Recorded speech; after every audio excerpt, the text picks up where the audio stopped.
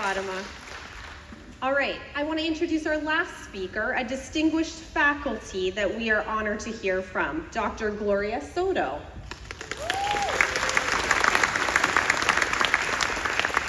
Gloria is a professor in both the Department of Special Education and the Department of Speech Language Hearing Sciences. She's been a professor at San Francisco State University for 30 years, specializing in alternative augmentative communication, or AAC. It's an area of educational and therapeutic practice that supports individuals who, due to disability, cannot rely on speech alone to communicate. At SFSU, she's dedicated her career to training special education teachers and speech language pathologists to provide AAC services to children with significant disabilities, including those from culturally and linguistically diverse backgrounds. Her research has focused on language development, bilingual AAC, inclusive education, and equitable AAC service delivery. She has published widely on AAC in school settings and is a frequent invited speaker at national and international conferences. She has also served as the coordinator of our joint doctoral program in special education with UC Berkeley. Dr. Soto will be retiring from SFSU at the end of the summer, making this her final graduation ceremony with us as faculty. Today, she'll be sharing some parting thoughts with us and the graduating class. Thank you, Gloria.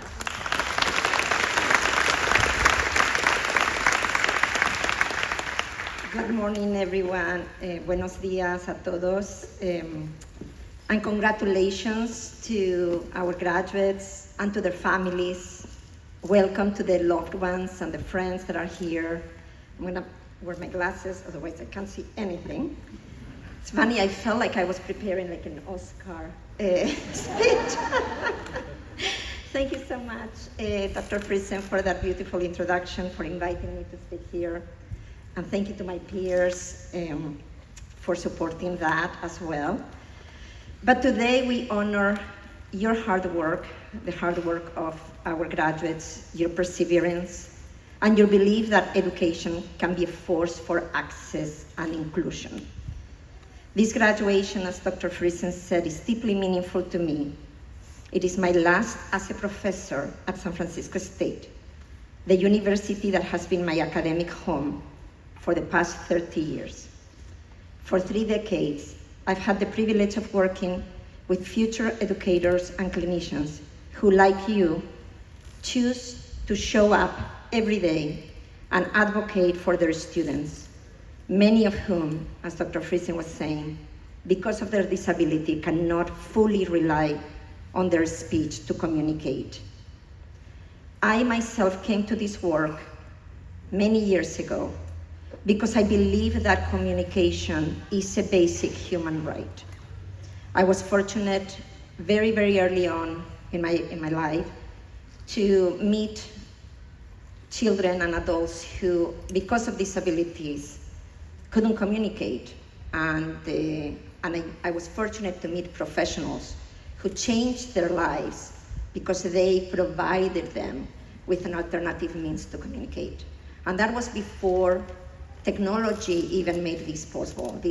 Some students actually remembered, students with pretty significant disabilities remembered long lists of words that an adult would read to them out loud for them to choose, for the child to choose to indicate, that's the word I want.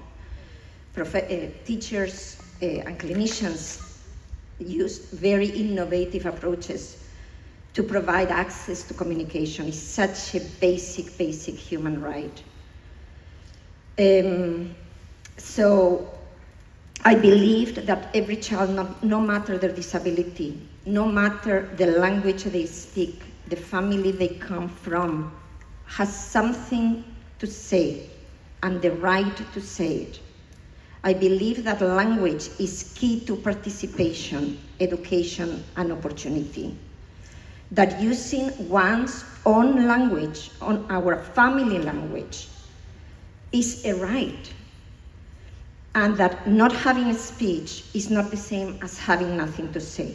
These children have rich lives, beautiful families, relationships and friendships to build, and many stories to tell.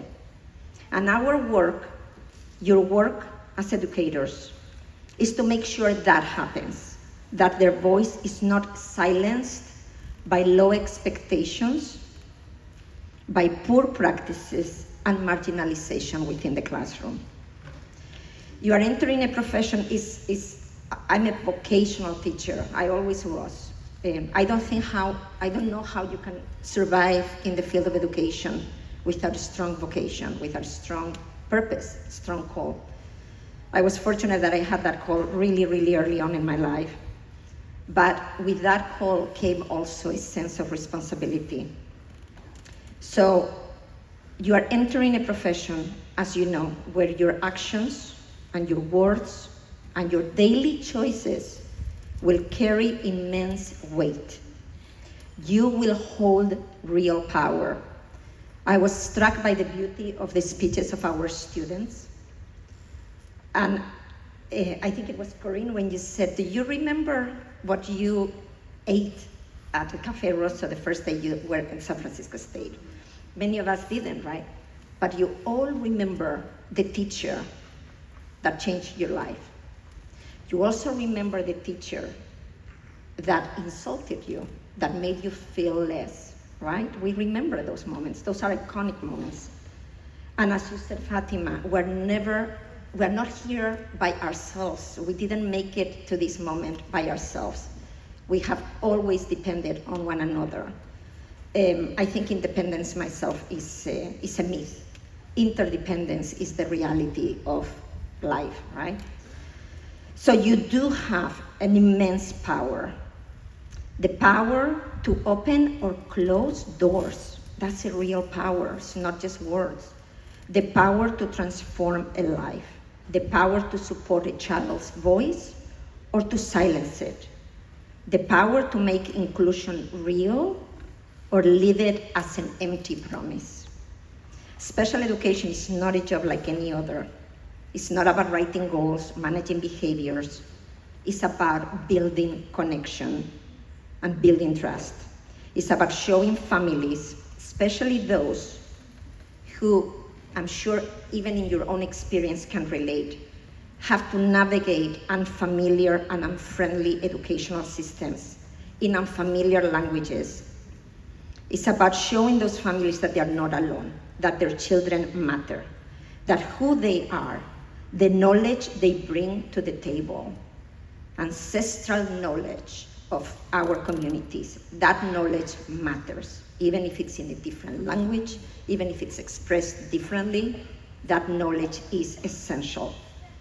Too many families have been asked to give up their language so that their children can have access to educational services. That's just not right. Too many have been told that their ways, their culture, is a barrier to their child's learning. This is a fact. I've witnessed that over and over, rather than an asset to build on and maintain. Too many families have been made to feel that their child is a problem to be managed, rather than a beautiful human being to be cherished. It's a horrible word for me. And you, all of you, have the power to change that, to be the educator who listens to the parents and to the families, the advocate who reminds a family that their hopes for their child are not foolish, but powerful. I met with a mom this past week, and she was distraught because the only time she gets to talk to her child's teacher is at an IEP meeting. And she told me, all I want is to have a conversation with my child's teacher, and I just can't seem to find a way to do that. So as you leave San Francisco State, I urge you to carry this with you. Education is never neutral. Every time you support a child to express who they are, whether through speech, through communication device, through a communication book, you are saying to them, you belong, you matter, you are enough. And remember, this work that we do draws, I said equally, but I actually don't think it draws equally. I think Let me explain what I mean. It draws equally on the science, the art, and the heart of teaching. The science is what you've learned here, right? Evidence-based practices, assessment, intervention. The art is how you adapt that knowledge to reach each and every student. And the heart is what connects you to your students as a whole individual and their families. It is what allows you to see the potential where others might see only limitation. So now I want to say that heart probably trumps over science and art, at least for me. So challenge the systems. Fatima, you were very right. This is a tough profession. Teaching is a tough profession. So you need to take care of yourself so that you can take care of others. It's so important. Boundaries are important. For many of us, boundaries is a taboo. We were never taught in our families to have healthy boundaries. To this day, I don't know how to do that. Typically, I talk about boundaries by throwing a tantrum or doing things that are not healthy. So please don't do that. Try to learn early on how to set healthy boundaries. But there are many things that you can do also to thrive, not only to survive, but to thrive, right? So I want to close by saying, challenge the system when they say there is not enough time, not enough staff, not enough budget. Push for better, push for excellence, speak truth to power, build community. That's what saved me. The boundaries, not so much I need them, but the community that I built at San Francisco State with my colleagues, with my former students, with my friends, that community supported me through the rough times, which there will be many. And above all, hold your students' dignity at the center of everything you do.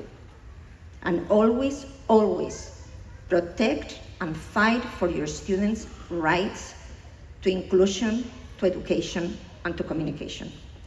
So congratulations, graduates. I'm very proud of you. We all are, and we believe in you, okay? Thank you so much.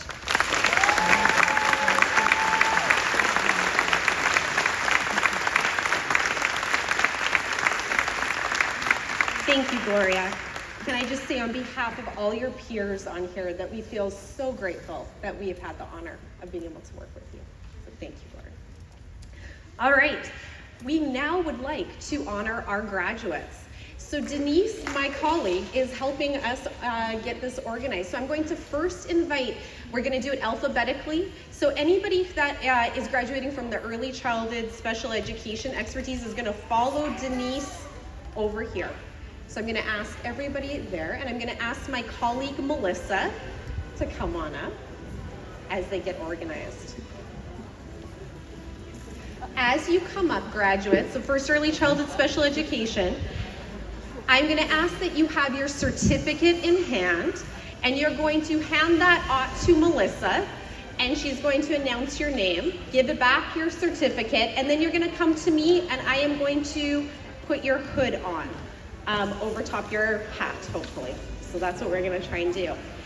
After early childhood special education, we're gonna do extensive support needs. So that if that's you, you'll be ready and you'll wait for Denise to give you the okay, and we're gonna get you lined up after that.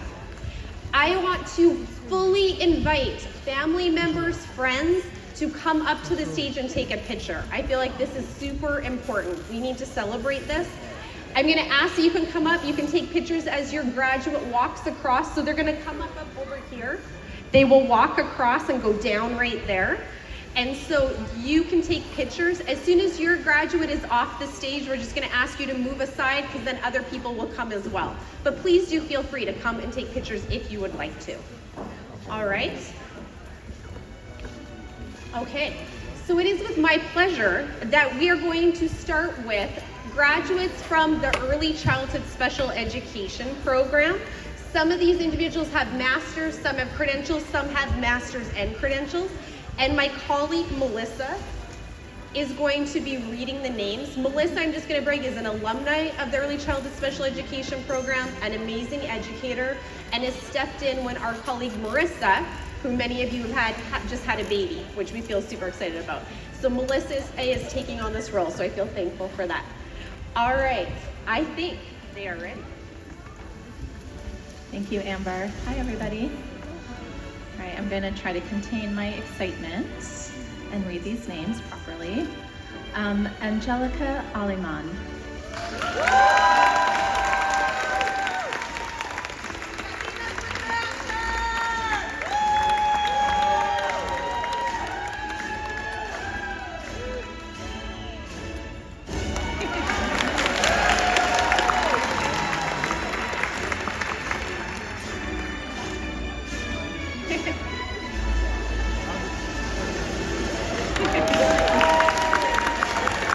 Fareed Bustillos.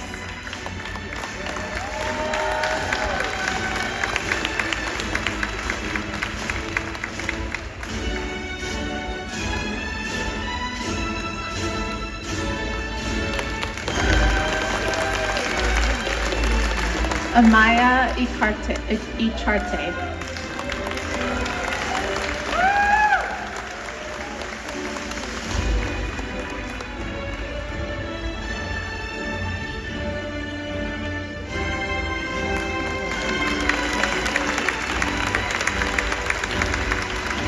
Jaylene Gonzalez.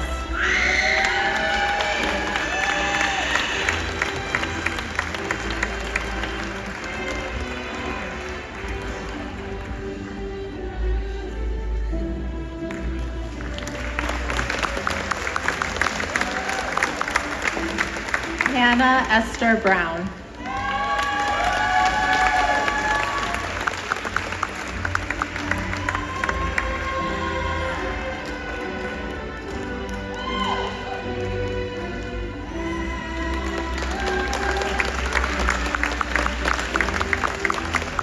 Jenna Rose Benson.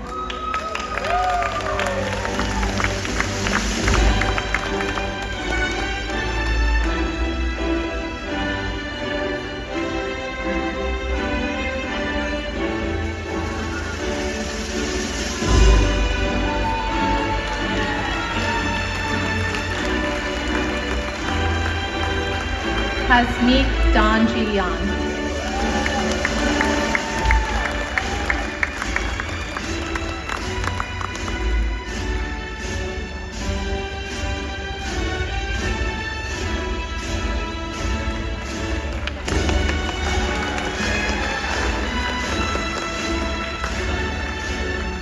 Irma Robles Gonzalez.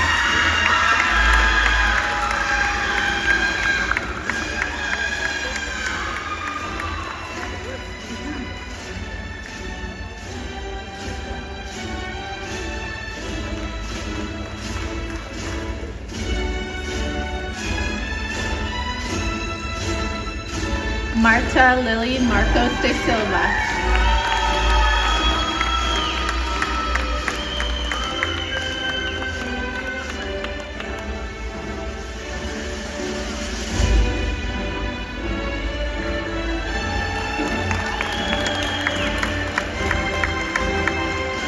Rachel Zodi.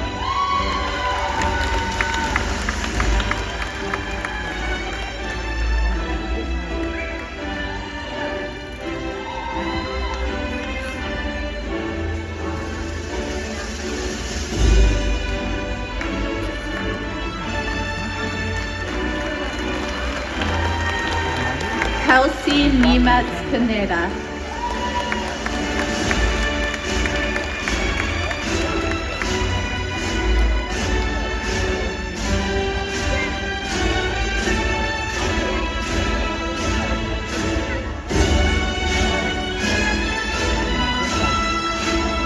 Erin Ann Warman.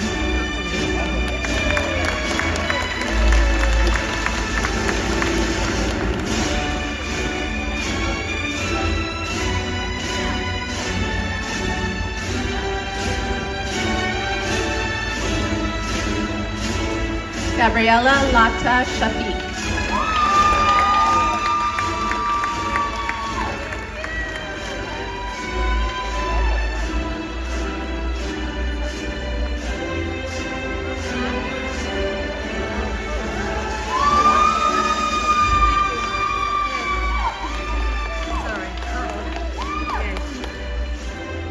Erica Danae Butler.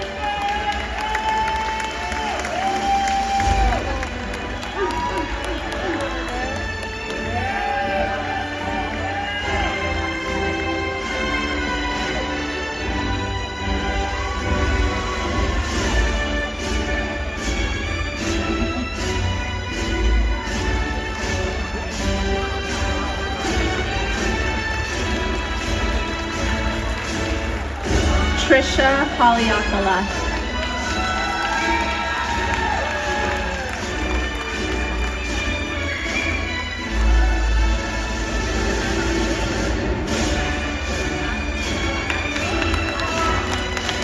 All right, let's give a round of applause for early childhood special education.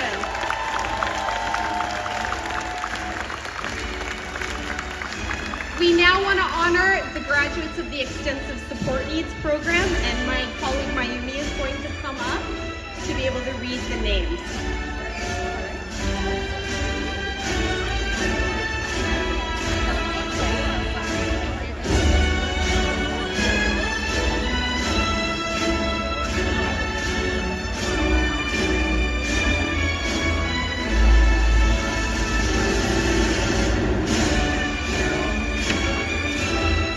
Hello everyone. First, Joseph Rizzo.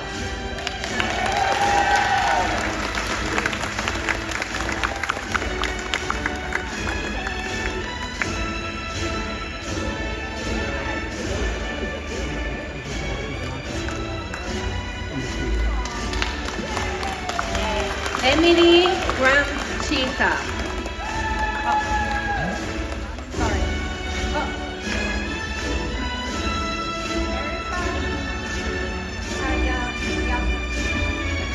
Erica Kayayabu.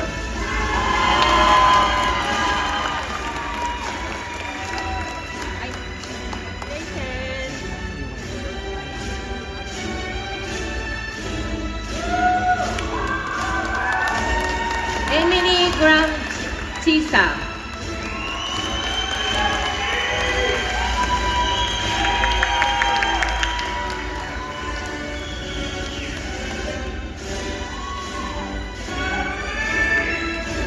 Carla Martinez.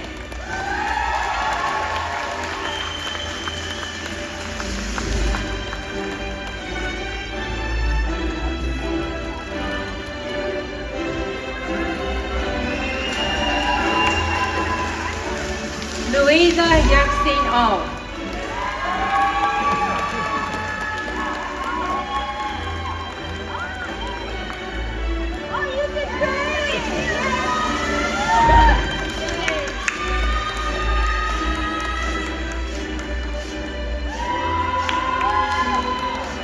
Bianca Hitomet.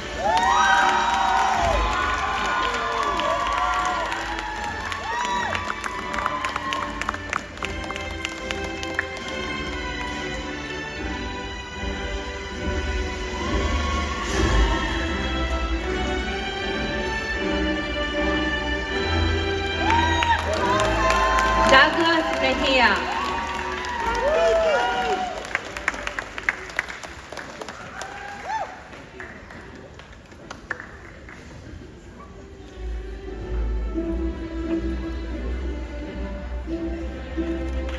Alyssa Nicole Sharon.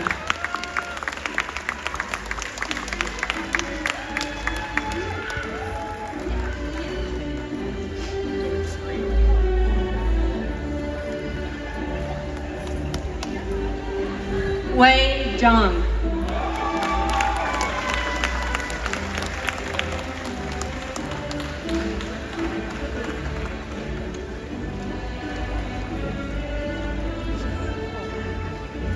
Trina Charlotte Abriden.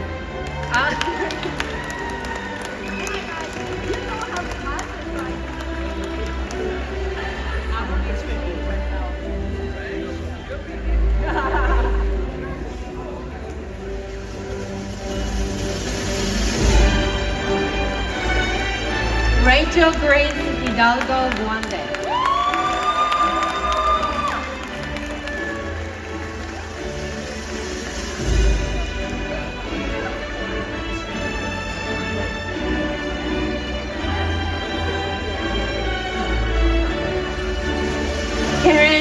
Mia.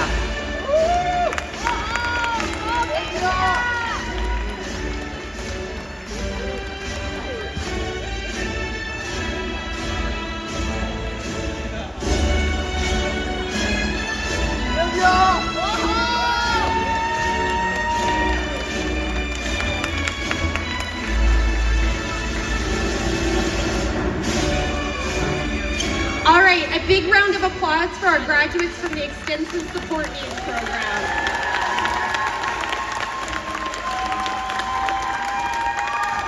We are now thrilled to honor the graduates from the Mild to Moderate Support Needs Program, and I'm going to ask my colleagues, Dr. Maribikwa and Dr. Jude Wolf, to come on up.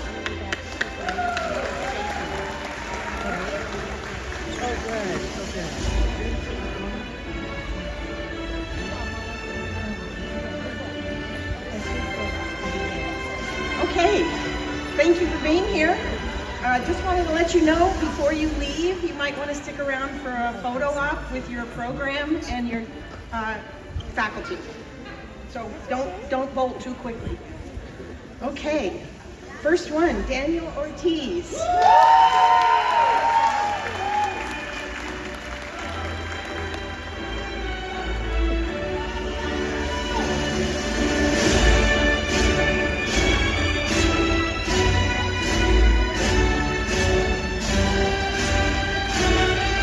Yadira Chavez.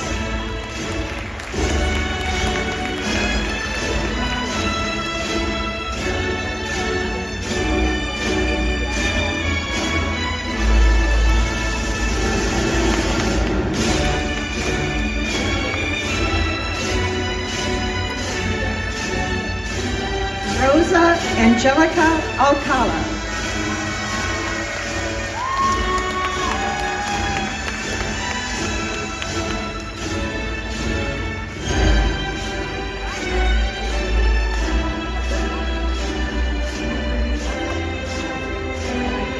This one here? Oh, okay. Sorry.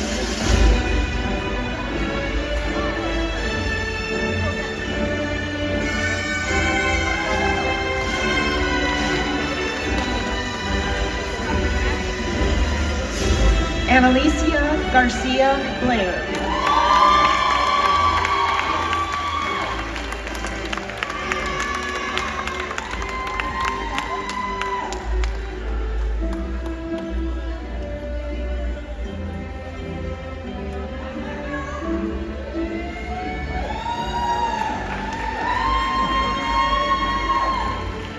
Joan Geronimo.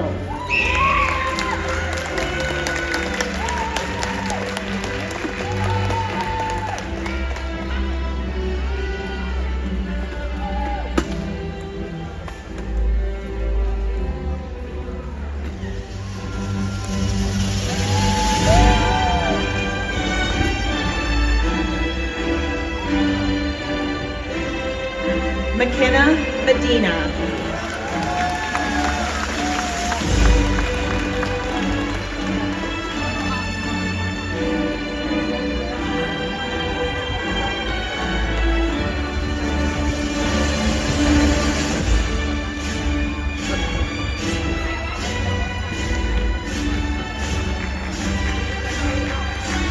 Paul Joseph Lopez.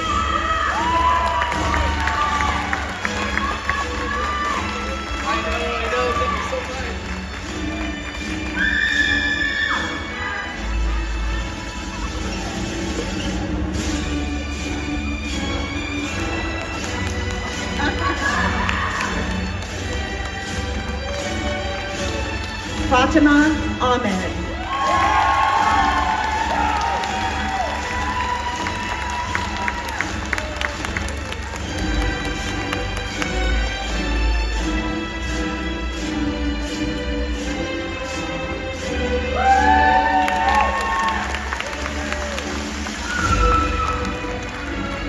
Fatima Incalo Bascara.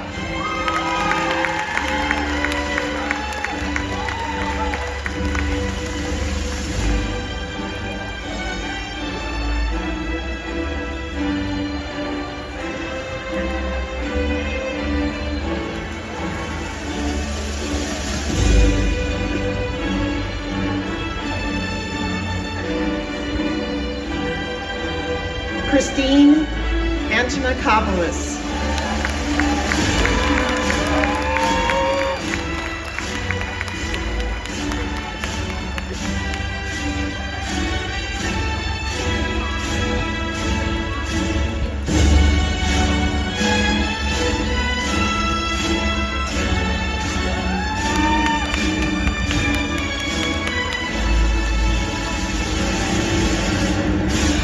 Ellie Spani.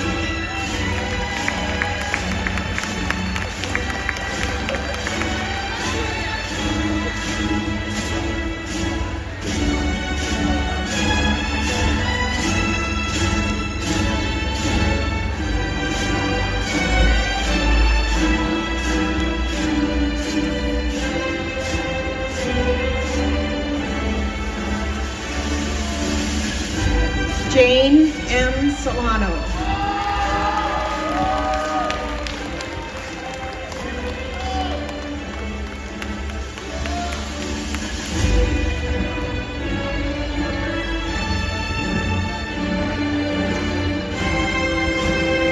Shari Clark Anoki.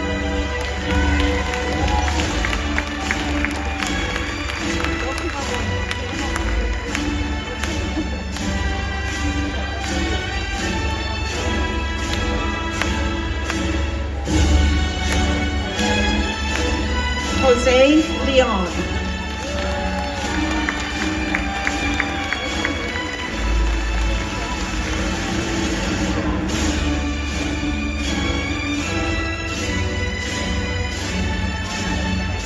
Magali Yanez.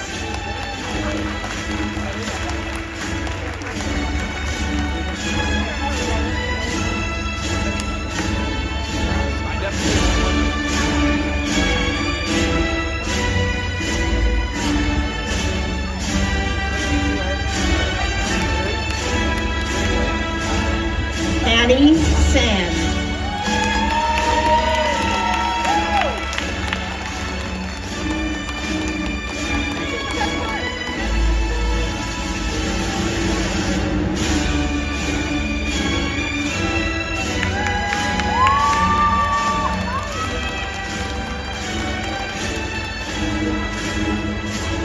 Christian De Dallas Greeley Mitchell.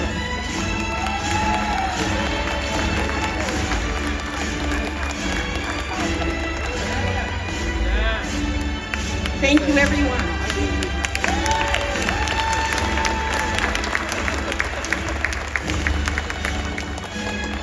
Thank you. Can we give a round of applause for our mild to moderate support needs graduates? Can I invite you, if you have been put in and gone over the stage and said hi to your community members, can I get you to sit back down just for a few minutes where we have 2 more programs we're going to honor? Then we're going to have a conclusion, and then we'll invite you to take as many pictures as you want. So can I invite you just to sit back down for a second? And I am honored now to be able to invite the graduates of the Orientation and Mobility Program, and Dr. Yvonne Bowie is going to introduce you.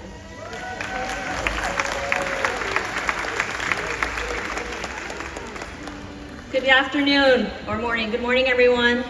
My name is Yvonne Bowie. I'm the program coordinator for the Orientation Mobility Program. I also teach a lot of you students in SPED Law, but you're only a little box to me. In real life, you're really tall.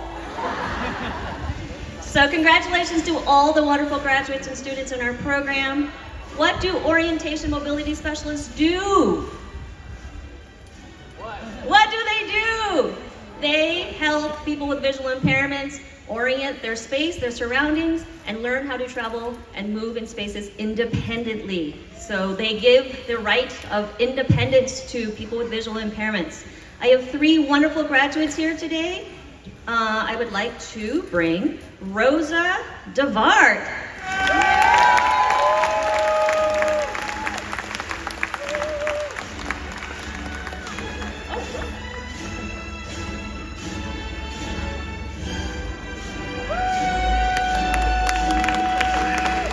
Lynn Mao.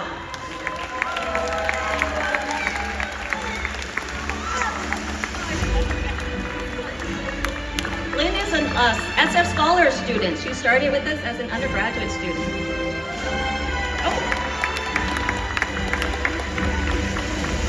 Nicole Jackson.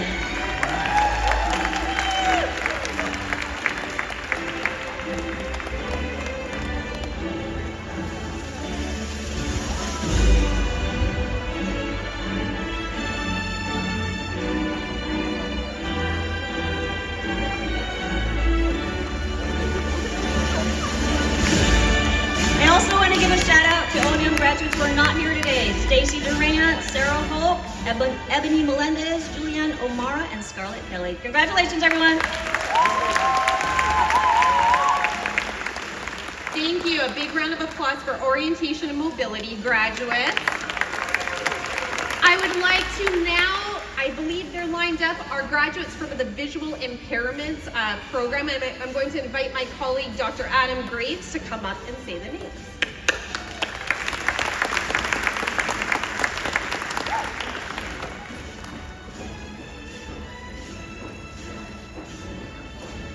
Thank you, everyone. My name is Adam Graves, and I am the coordinator for the program in visual impairments at San Francisco State, and I am very pleased to be recognizing the two graduates that we have with us here today who will be representing our program. We actually have several more graduates who were not able to be with us, but please join me in welcoming and showing your appreciation for our graduates.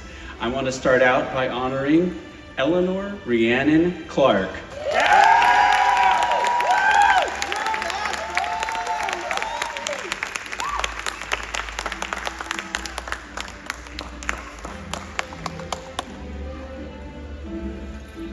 And our other graduate, our other distinguished graduate today is Lindsay Raquel Kerr.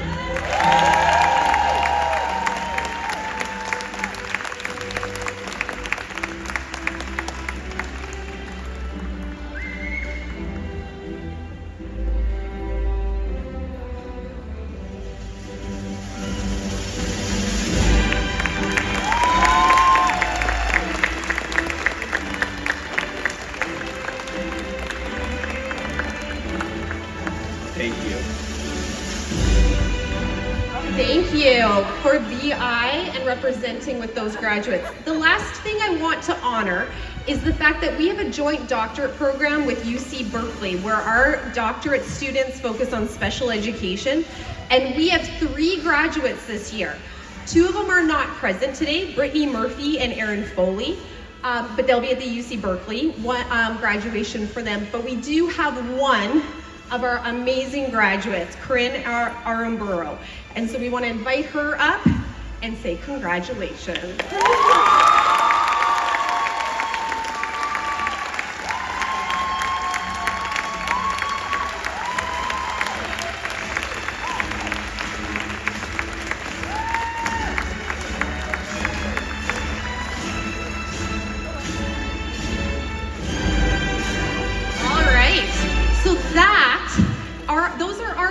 Graduates for this year, and what an honor to be able to be part of a ceremony where we can honor you all. I want to just take 1 second to remind us all, and I know I'm speaking to our graduates already, but the idea that disability is not something that is other, it is not something that is not part of our life, rather that is a part of the diversity of our society, and either ourselves as individuals will be impacted by disability, or very surely somebody that we love, we work with within our community. So we have this amazing opportunity to advocate for the inclusion and equity of all individuals, including individuals with disabilities. And I feel so honored that these graduates are dedicated to this work and are going out and doing this. We're returning back to our book. Sometimes the road, as you all go forward now, is not easy. So another page of this book says, what if I need help on my journey? Ask your fellow travelers along the way. What if they're mean to me? Lead them to kindness, said the road. How? By being kind. What if they want to fight? Lead them to peace, said the road. But how do I lead them to peace? By listening to their stories, telling them yours, and reminding them that you are all on this journey together. What if the world around us is filled with hate? Lead it to love. How? By sharing the power of your love with it, said the road. What if something unexpected happens? Keep going. What if there are mountains that feel too tall to climb? What if there are rivers that feel too wide to cross? What if I get my heart broken? What if I feel stuck? What if giving up is easier? Keep going, keep going, keep going, keep going, said the road. What if I can't do it? You can, said the road. How do you know? Because you have come this far, said the road. I said to the road, where do you lead? And the road said, be a leader and find out. And so with that, I want to thank you all for being leaders in this field and allowing us, and on behalf of my peers, for being part of this journey with you all. So a big round of applause once again. Congratulations.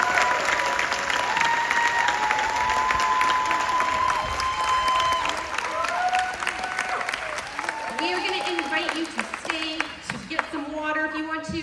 All of my peers on here will be up on the stage, and they'll come down if you want to grab a picture. Grab a picture with your coworker, your peers here, with your loved ones. We will be here. Come and say hi to us, and we do stay in touch. I think that's what fuels us, is to know that there are people we have had opportunities to work with that are doing amazing things in our field now. So again, celebrate, congratulations.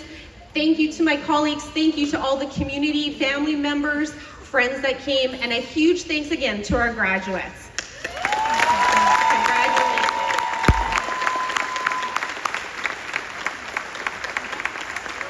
And with that, have an awesome rest of your day. Thank you.